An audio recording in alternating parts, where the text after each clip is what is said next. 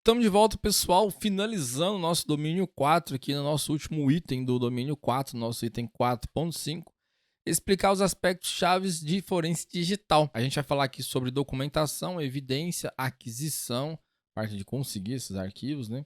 Alguns quesitos aqui de on-premise versus cloud, integridade, preservação, e-discovery, data recovery, non-repudiation, inteligência estratégica contra inteligência, né? Seguindo aqui com a nossa introdução, forense é a coleta, proteção e análise de evidências de um crime para apresentar os fatos do incidente no tribunal, quando tiver lá um processo ou coisa do tipo, né? Um dos aspectos mais críticos da perícia é a coleta inicial e a proteção das evidências. Para que as evidências sejam admissíveis no tribunal, você deve ser capaz de mostrar que a cadeia de custódia não foi quebrada, que as evidências foram preservadas adequadamente e que as evidências foram coletadas adequadamente também. A prova deve ser protegida de alteração, dano e corrupção desde o momento da sua descoberta até o seu resto da sua vida, que pode ser concluída após a sua apresentação em tribunal. Coleta de evidências é o procedimento de obtenção de evidências por meio de sua coleta. Esse processo costuma ser chamado de bag and tag. Basicamente, as evidências são coletadas, colocadas em um container e rotuladas, e em seguida é preenchido o documento da cadeia de custódia. A responsabilidade do técnico de cena do crime coletar as evidências. Por isso bag and tag, né? Você, no caso, armazenar e tag de taguear, né? Você colocar uma identificação ali nessa evidência. Falar aqui sobre documentação e evidência, existe uma ampla gama de documentação de evidências que devem ser coletadas ou criadas ao realizar uma investigação forense de um incidente de segurança e ou cybercrime. E a gente vai falar alguns itens aqui relacionados a essa parte de documentação de evidência. Retenção legal é a etapa inicial no processo de coleta de evidências ou descoberta eletrônica. É um aviso legal para custodiantes de dados de que esses dados ou informações específicas devem ser preservados e que esforços de boa-fé devem ser realizados para preservar as evidências indicadas. O custodiante deve manter e preservar os dados até que seja notificado de que a obrigação não é mais necessária. Ou seja, vai ficar segurando ali até falar que, olha, pode apagar isso aí e tudo mais. Um custodiante de dados pode ser um empregador cujo funcionário está sob investigação, um provedor online de um serviço, ou um recurso cujo usuário está sob investigação, ou um ISP cujo cliente está sob investigação. Vídeo. Existem dois problemas relacionados ao vídeo. Primeiro, se as câmeras de segurança estiverem presentes e o vídeo de uma violação de segurança tiver sido capturado, essas imagens de vídeo capturadas precisam ser preservadas como prova. As gravações de vídeo e áudio também podem rastrear dados confidenciais que foram inseridos, como números de cartão de crédito, onde esses dados devem ser protegidos no mesmo nível ou superior aos dados originais. Em segundo lugar, ao realizar uma investigação, especialmente ao buscar evidências físicas e ou lógicas, pode ser importante que alguém grave o processo. A observação gravada em vídeo pode auxiliar na reconstituição da cena do crime, na orientação e na explicação adequada das evidências durante uma apresentação no tribunal. Ao realizar uma investigação forense, nunca confie no software do computador do suspeito, nem nos sistemas vitimados. Portanto, o uso de ferramentas ou recursos nativos de captura de tela não é recomendado. Em vez disso, use uma câmera para tirar fotos de qualquer coisa que esteja sendo exibida. Isso inclui monitores, telas LCD menores, como impressoras, bem como quaisquer LEDs que possam indicar status ou função. Ou seja, você nunca vai tentar mexer no computador ali que você está fazendo a investigação, a forense. Ou seja, você vai tentar mexer no mínimo possível nele, tentar usar software de gravação, instalar alguma coisa nele, em hipótese alguma. Então, tentar usar recursos externos para você fazer essa captura primária, digamos assim, e depois você tentar acessar os arquivos e tudo mais para tentar pegar isso de forma secundária. Admissibilidade. A admissibilidade das evidências em apoio de um processo judicial é geralmente determinada pelo juiz que preside e baseia-se em conclusões de que as evidências são relevantes, materiais e competentes, né? Enfim, não tem muito o que comentar sobre isso aí. Cadeia de custódia, também conhecida como cadeia de evidências, é um documento que indica vários detalhes sobre as evidências em todo o seu ciclo de vida. Começa com a hora e o local da descoberta e identifica quem descobriu a evidência, quem a protegeu, quem a coletou, quem a transportou, quem a protegeu durante o armazenamento e quem a analisou. Por fim, o documento da cadeia de custódia detalha todas as pessoas que tinham autoridade de controle e acesso a essas evidências. Quaisquer lacunas nesse registro lançam dúvidas sobre a integridade da evidência, porque existe possibilidade de que a evidência esteja fora do controle oficial e, consequentemente, modificada. Assim, um documento de cadeia de custódia incompleto ou impreciso torna a prova inadmissível, ou seja, ela não pode ser aceita ali no tribunal. A cadeia de custódia deve ser criada e mantida desde o momento da descoberta da prova até a apresentação da prova em juízo. Frequentemente, um documento de cadeia de custódia incluirá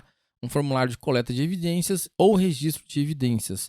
Caso contrário, é necessário um documento separado identificando a prova adquirida. A identificação do elemento da prova é o primeiro passo da aquisição, que leva ao estabelecimento da cadeia de custódia. Timelines of Sequence of Events, né? Seria a timeline da sequência dos eventos ali. Descobrir ou estabelecer cronogramas de sequência de eventos costuma ser uma parte essencial da análise de evidências. A ordem histórica e cronológica em que os eventos ou tarefas ocorreram é essencial para entender o crime ou violação de quem foi o perpetrador, né? Quem fez o, violação ali. É ideal que todos os dispositivos dentro da organização sejam sincronizados com fonte de horário confiável. Isso é feito usando o protocolo de tempo de rede NTP, Network Time Protocol. E aí, relacionado a essa parte de timeline, a gente tem um timestamps, que a gente já sabe, né? Mas enfim. A maioria dos sistemas operacionais oferece suporte a sistemas de arquivos que mantêm registros de data e hora modificados, acessados e criados.